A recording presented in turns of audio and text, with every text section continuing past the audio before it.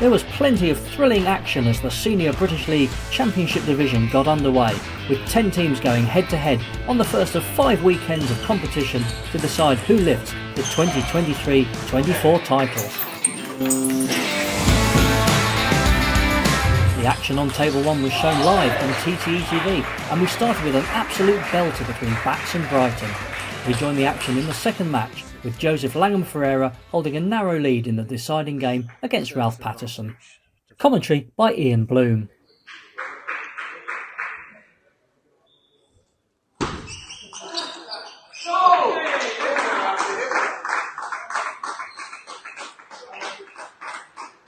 It's 7 up.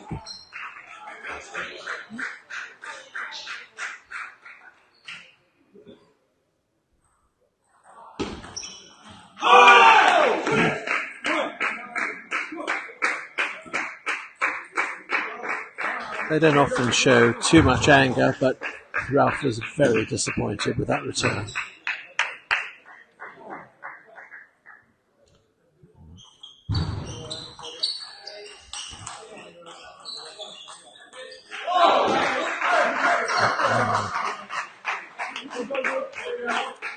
And I think Joe would be equally disappointed with that.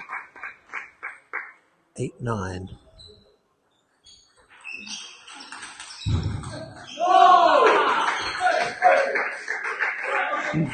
Nine all. This simply could not be closer.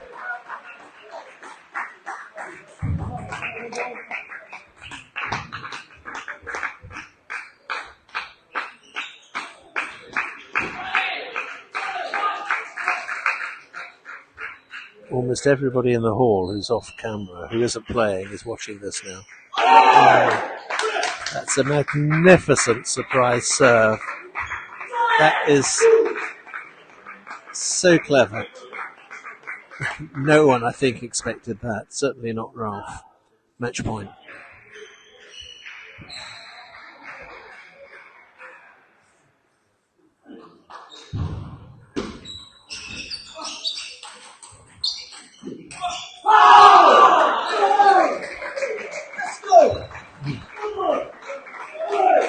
And if Ralph wasn't psyched up before, he certainly is, having saved a match point. Deuce, 10 all. 2 clear with Ralph the first to serve.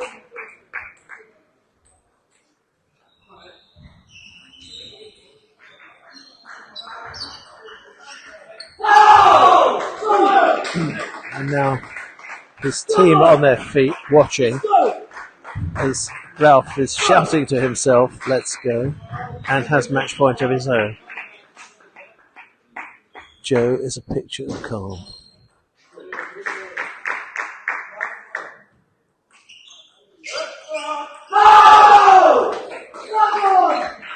Well, I think you can tell from the reaction that Ralph, having been dead and buried in that 5th game, came back to win it. Terrific game. Well played to both of them. That victory for Ralph made it 1-1, and the two sides continued to trade blows and take it in turns to lead.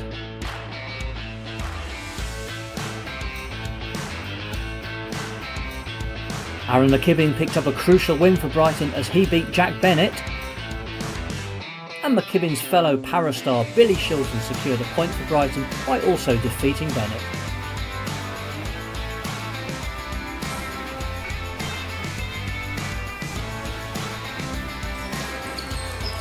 Carlton Llewellow's Academy in Nottingham is the host venue for the Championship, and the host club Nottingham got their campaign off to a winning start by a 5-3 margin against Norfolk side Wyndham.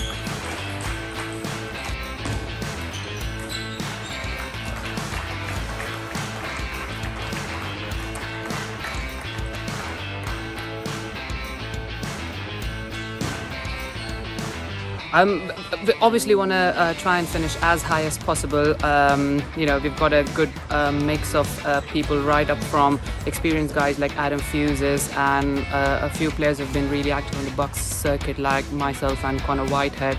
And Rhys Davies is our #1 player who's in the top 20 in England, and we've also got Isaac King, who's one of the top juniors in the country. So we've got an interesting mix of players, and yeah, hopefully we can get the team going. Yeah.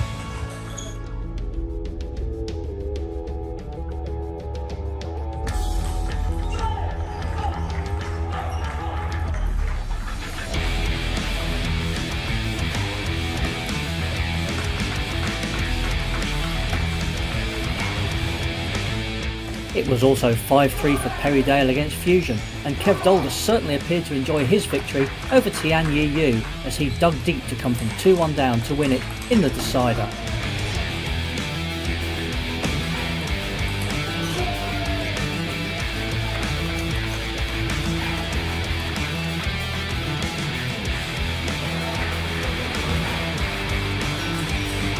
Urban's young guns looked strong as they opened up with a 6-2 victory over Peepong.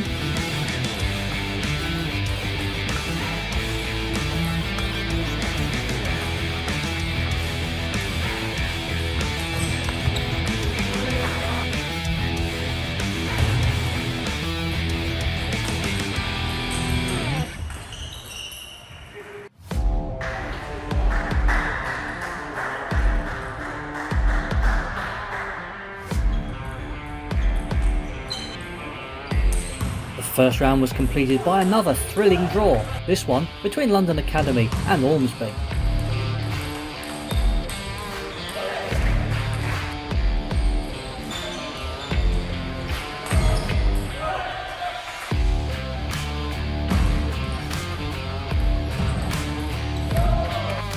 The Londoners were never behind, but saw their Middlesbrough opponents hit back from 3-0 down to make it 3-all.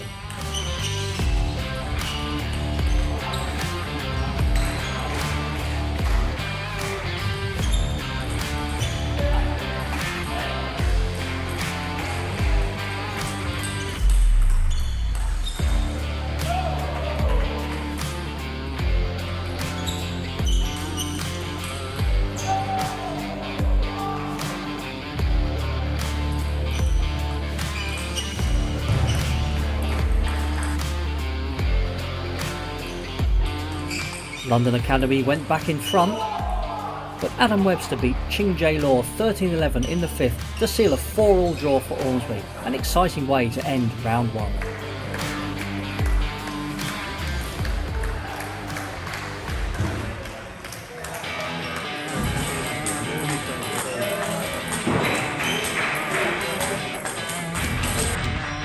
Round 2 saw hosts Nottingham maintain their winning start in their matchup against Peepong.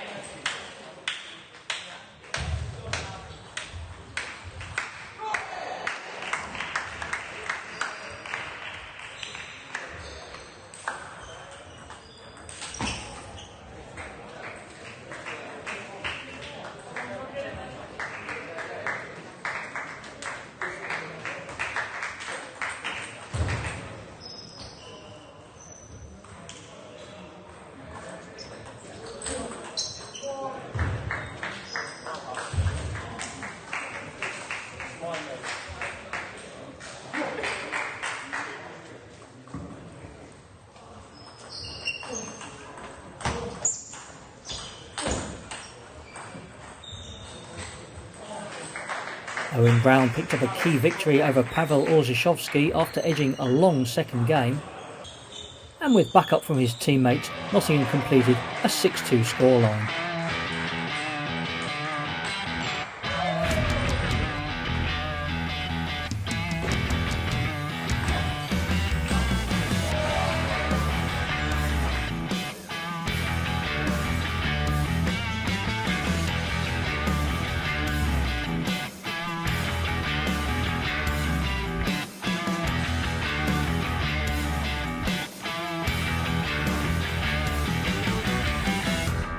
We just got promoted from Division A1 and it was a tough start. We played Urban, who just came down from Prem.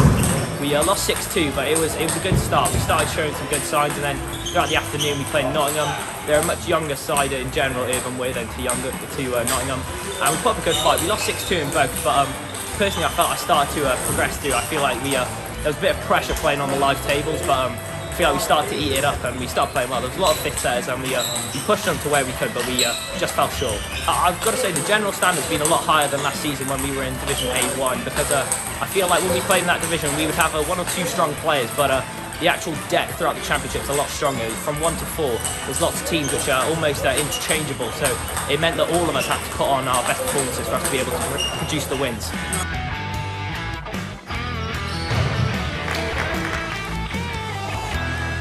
Bats took on Fusion and recorded a statement 8-0 victory, which turned out to be the only whitewash of the whole weekend.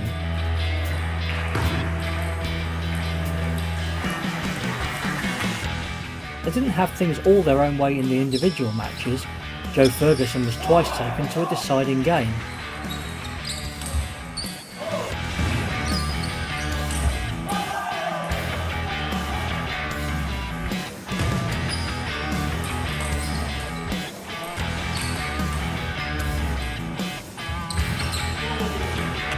But in the end, it was 2 wins apiece for Ferguson, Ralph Patterson, Luke Miller and Jack Bennett.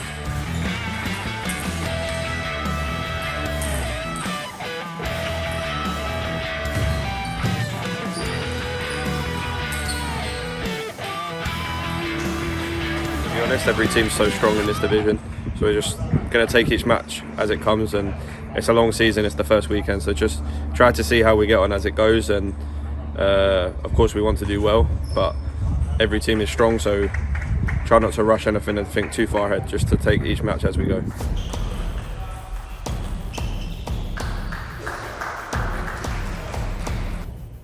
Just as they had in round 1, Brighton fought out a thrilling draw. This time their opponents were Urban, and the London team were never behind in the match, as they led 2-0, 3-2 and, after Matthews Mikosh had beaten Chris Chotai in this match, 4-3.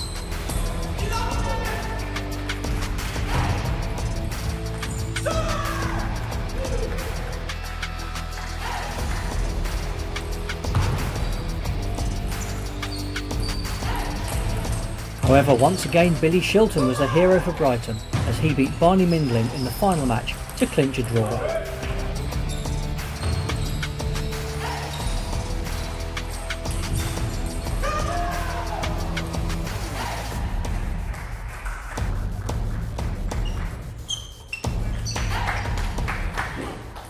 Paralympian and NHS doctor Kim Daybell was back in the thick of the action as his Perrydale side took on Ormsby. Daybell won both his matches in 5, including this one against Adam Dennison.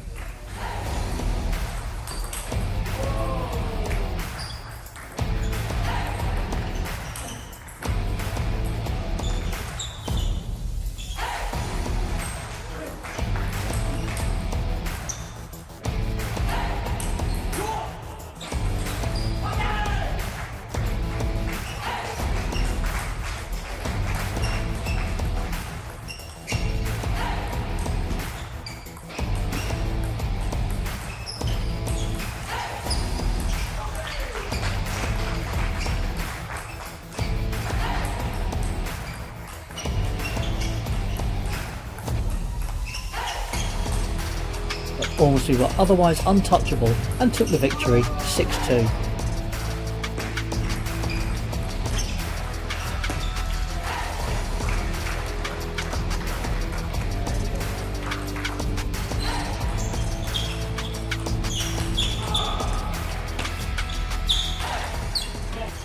London Academy also notched their first victory, and in some style, with a 7-1 scoreline against Wyndham.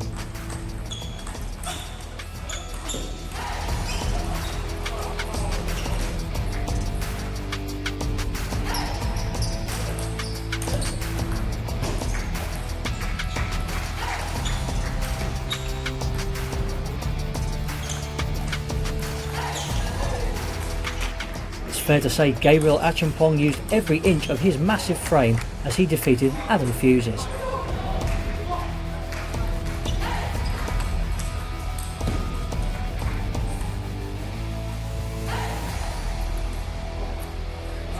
I've been looking forward to come over here playing. Won 3 and lost 1. It was great fun. What's the standard of play like at the championships?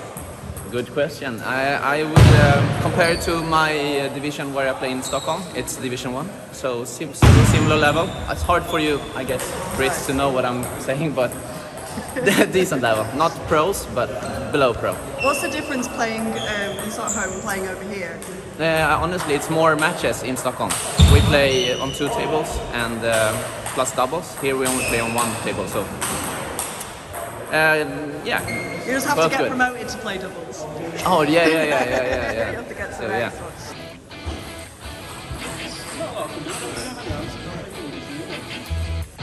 Wyndham put their first point on the board in round 3 when they drew 4-all with Perry Dale.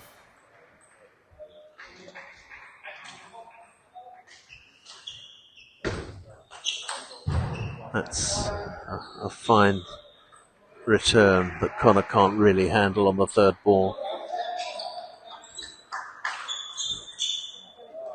And that deception is good enough to give him a 9-5 lead. It's the 2nd or 3rd time he's dumped Sam serve into the net, and now he hits one long. Sam closes out the first game 11-5. It could have been more than just a point for Wyndham, but the Norfolk side saw their opponents come storming back in the next 4 matches.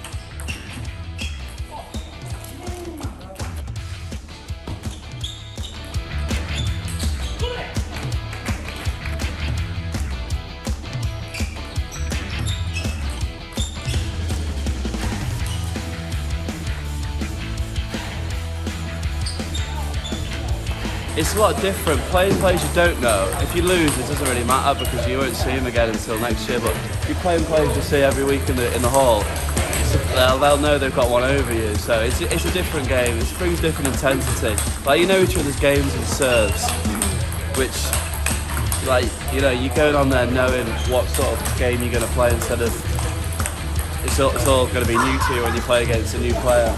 So yeah, it's different. It is very different. You get bragging rights as well. Yeah, basically.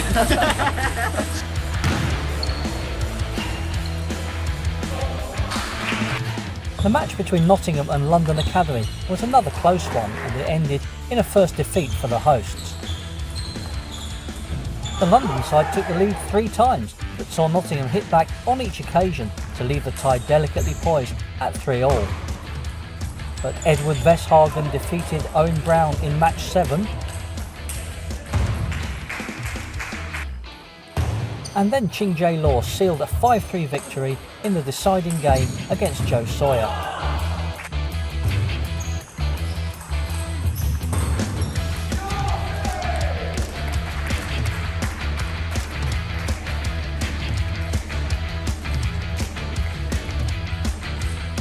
After 2 draws, Brighton were looking to get their first victory, and they were up against Peepong.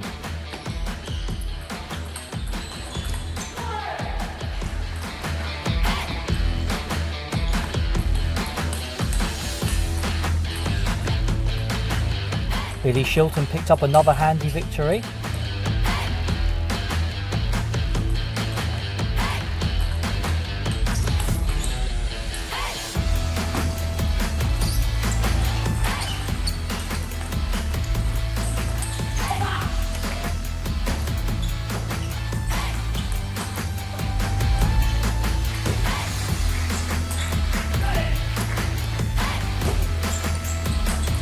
And so too did Chris Chotai, which, added to doubles for Aaron McKibbin and Joseph Langham Ferreira, meant Brighton won the match 6-2.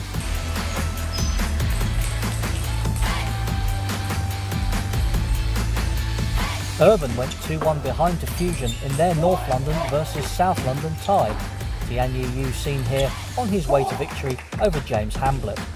But Urban won the next 5 matches, with 2 for Joseph Hunter and Barney Mindlin to claim a 6-2 victory.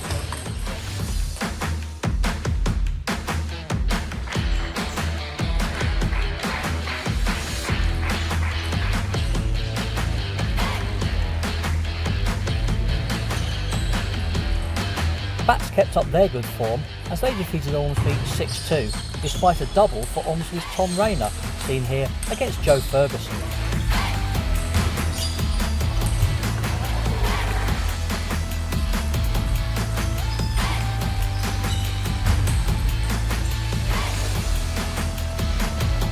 Two victories each for Jack Bennett and Ralph Patterson underpinned the Bats' performance.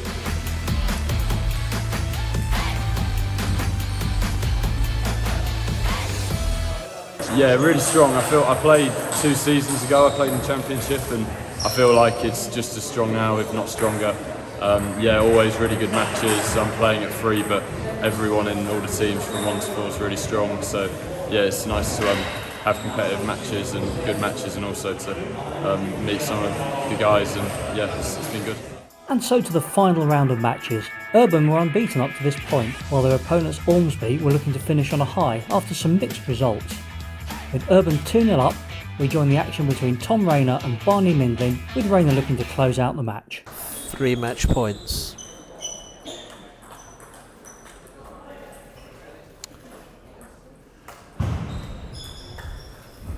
(10-8) he's serving. And it's a brave return from Barney. Now it's 10-9. Still match point.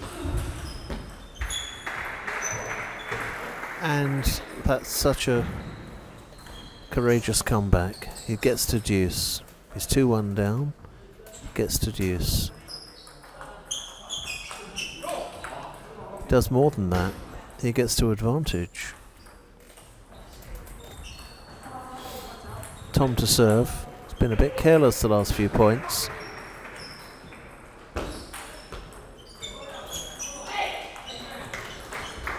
And the net and off, and it's back to deuce 11-all.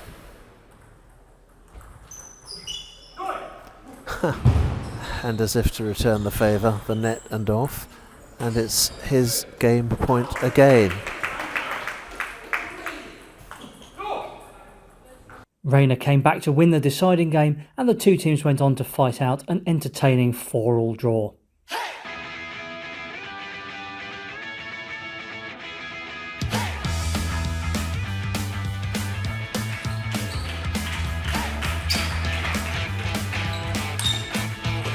London Academy also had an unbeaten record to preserve as they took on Peepong, and Gabriel Acheampong gave them a good start by beating Joseph Dennison.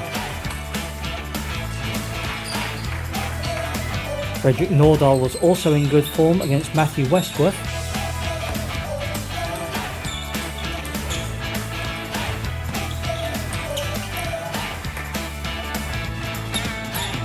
And 2 wins for Edward Veshagen and Ching Jae Law saw London win 6-2.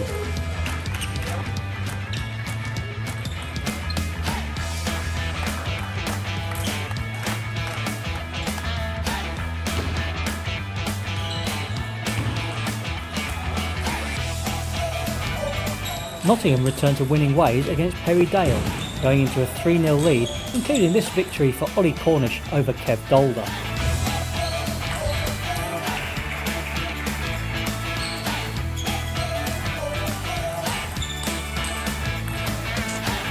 Perrydale hit back to level at 3-all, but Nottingham won the final 2 matches to complete a 5-3 scoreline.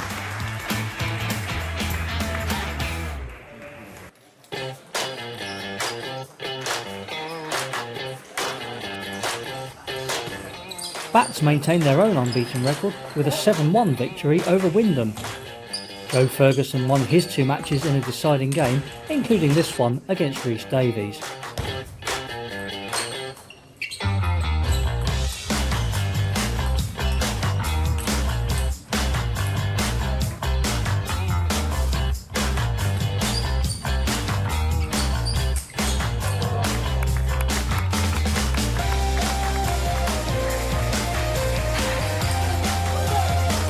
Ralph Patterson won both his 2 matches to complete a 100% record from 8 matches played over the weekend.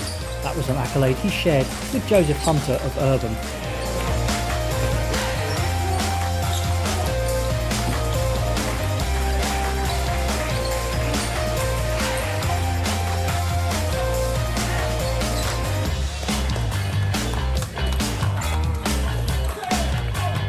standard's really good. It's improved since last year, I think, personally. I think all the teams are strong at 1 to 4. So, yeah. Yeah, that's definitely improved since last year. Every single player is good.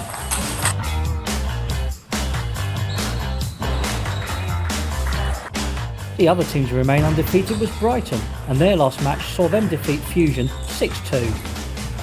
Once again, their two para-stars were in good form, as Billy Shilton and Aaron McKibbin both recorded 2 wins apiece.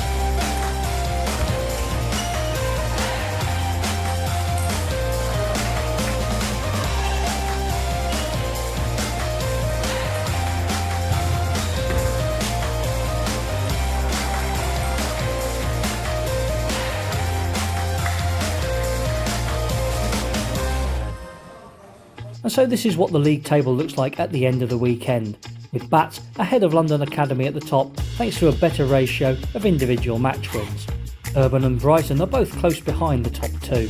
At the bottom, Peapong and Fusion have yet to pick up a point, but there's plenty of time for that to change over the course of the season.